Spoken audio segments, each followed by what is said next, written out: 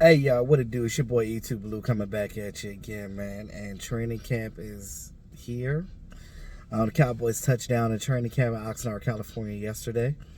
And today they start their light practices and stuff and things of that nature. So football is back officially. We will commence with that as well. In this video, I'm just going to be talking a little bit about some of the comments that Jerry made in his press conference yesterday. And what can we look to see in training camp this year? Something to be optimistic about before the season starts, going into preseason and such. We know the issues that we've been having with this team over the last years. Whether it be coaching, play calling, certain players in the wrong scheme, things of that nature. You know what I mean? Like, we know that football is ultimate team sport, so it's never really one person you could pinpoint, unless it's one of those things where it's clearly this is what it is and it needs to be addressed.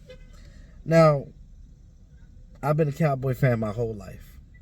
I know that we haven't won a Super Bowl since the mid-90s, right? When you look at other teams, right, everybody is looking at what Tom Brady has done and him having 7 rings and things of that nature. Like, look, I get it. He is a rare case. It's not easy to win a Super Bowl. How many coaches in the league have multiple Super Bowls?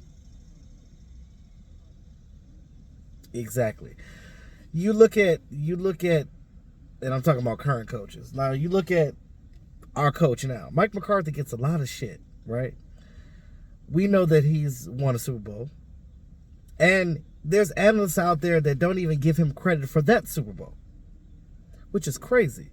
Because as hard as it is to get to a Super Bowl, period,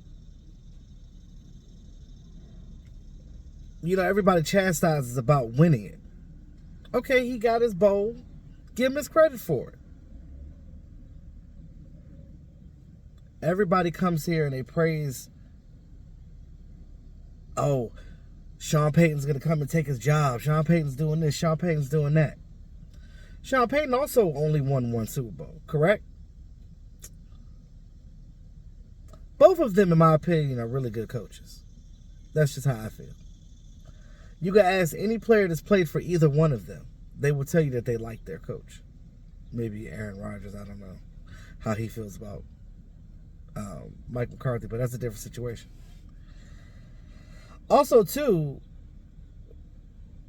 I can imagine how much harder it is to win a Super Bowl in Green Bay because there's not an official owner of the team. Like, it's owned by the fans. So that's a different dynamic. You know what I mean? Like, when they make pivotal decisions like that, it's based on the committee that buys into the team. So it's a little different when it comes to the Green Bay Packers. But when you look at the Dallas Cowboys, I feel like we lose out and we kick ourselves in the foot because we make the wrong signings, or we've kept players too long, or got rid of a player too fast. We just could never find our niche, the Dallas Cowboys, in my opinion. And you look at over the years and even the Tony Romo teams, like, those teams were good enough to go to the Super Bowl. Even Tony Romo's era, in some situations, the defense wasn't playing well. If it wasn't for Romo, they would have only won half of those games that they won. Those 8-8 years, those 8-8, 8-8, 8-8, 8-8, Jason Garrett years.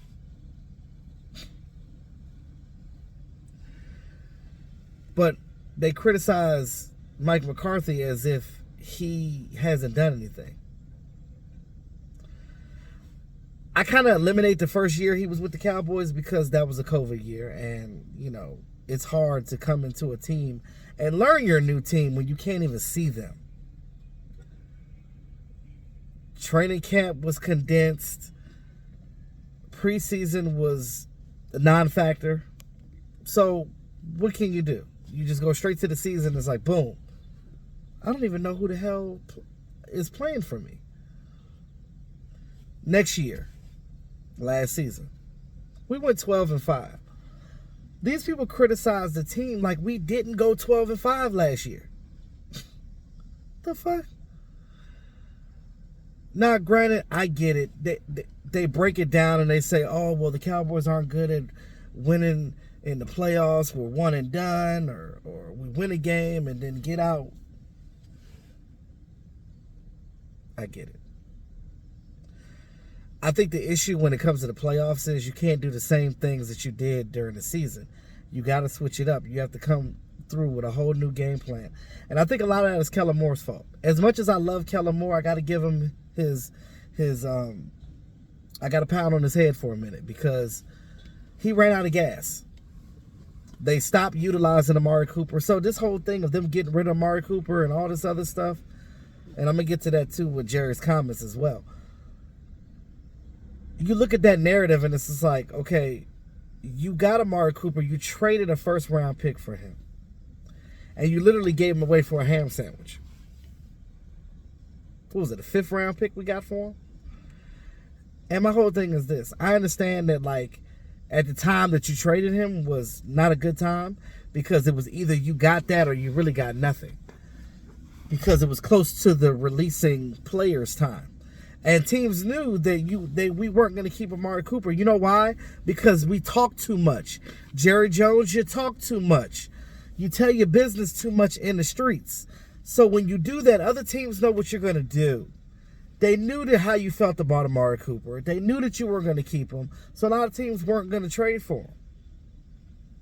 The Browns were desperate. So they was like, oh, well, shit, we'll take him at the last minute.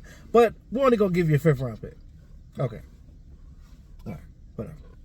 So I say this to say that I don't think that there was anything wrong with Amari Cooper, and I agree with Amari Cooper was saying when he left. And Amari Cooper is a stand-up guy. He didn't shit on the Cowboys.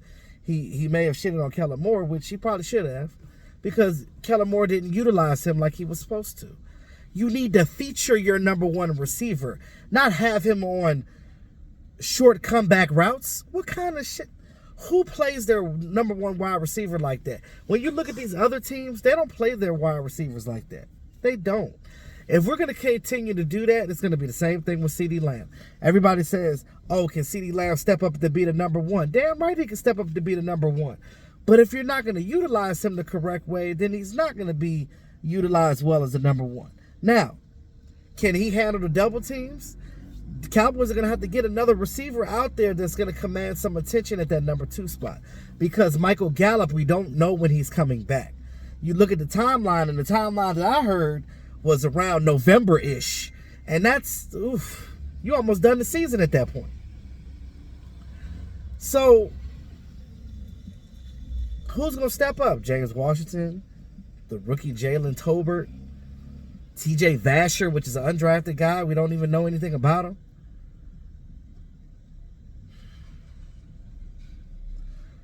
I think the Cowboys are waiting to see what happens in training camp, but I really think they need to go get another veteran wide receiver. And I know what pisses fans off when you see a lot of these guys out here waiting to get picked up, but the Cowboys just keep letting them pass on by. They keep letting them pass on by. Julio Jones just got signed by the Buccaneers. And I know that a lot of people say that Julio Jones is, not the Julio Jones that he was before. And I agree. I agree with that. He's not the same Julio Jones from when he's with the Falcons. But,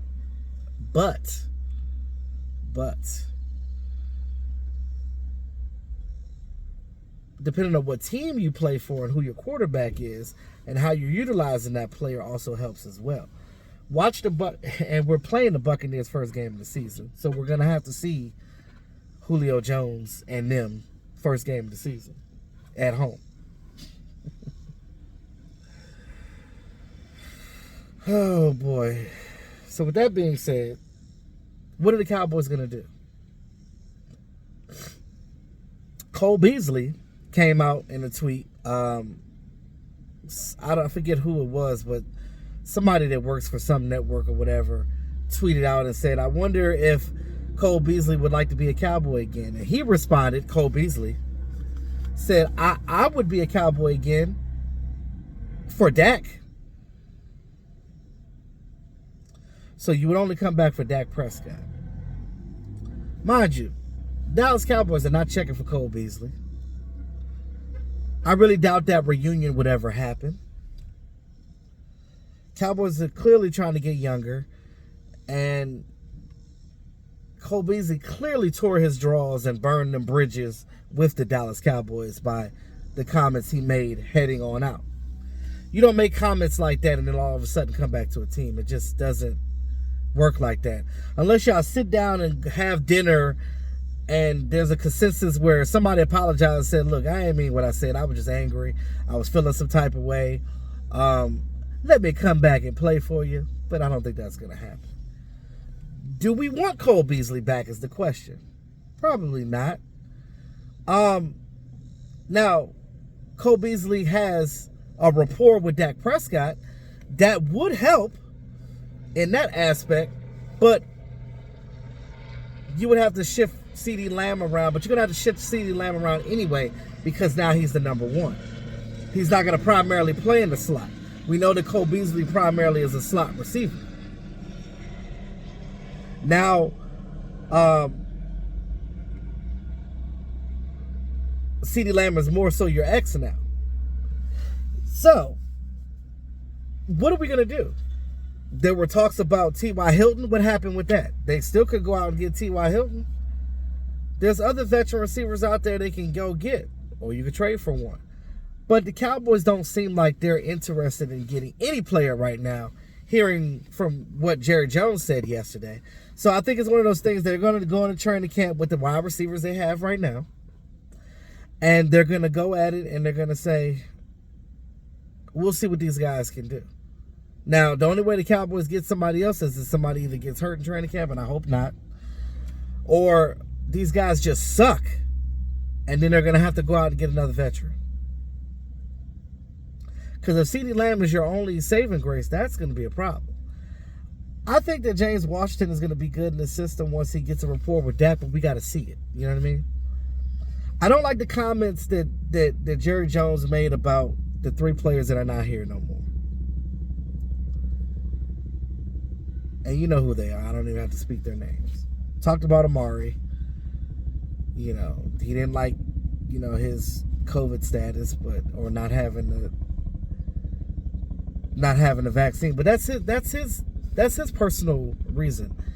You shouldn't shun a guy because he didn't get vaccinated. The fuck? Really? Jerry?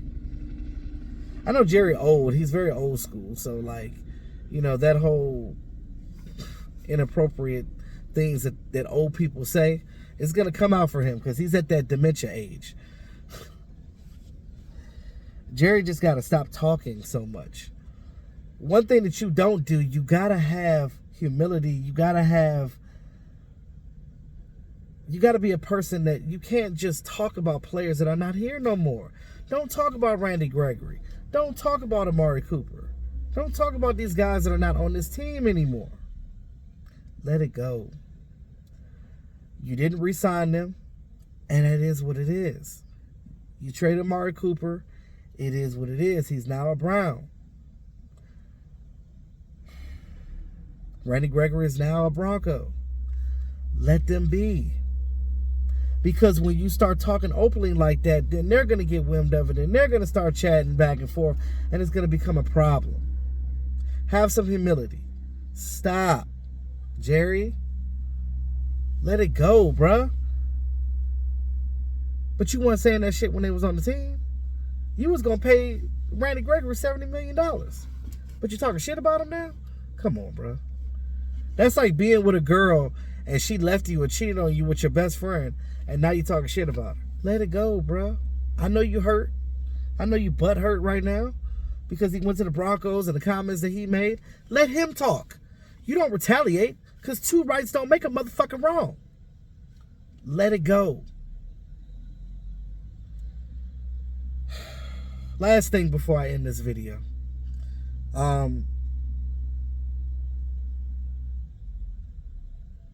Until we start taking chances, I don't believe that we're going to make it to a title because, one, the Joneses got to stop stepping on their own foot. Two, they have to allow a coach to be a coach. I don't care what coach you bring in here. But if they're going to keep controlling what the coach does, a coach can't be a coach. I don't care if it's McCarthy. I don't care if it's Sean Payton. I don't care if it's Jesus Christ himself.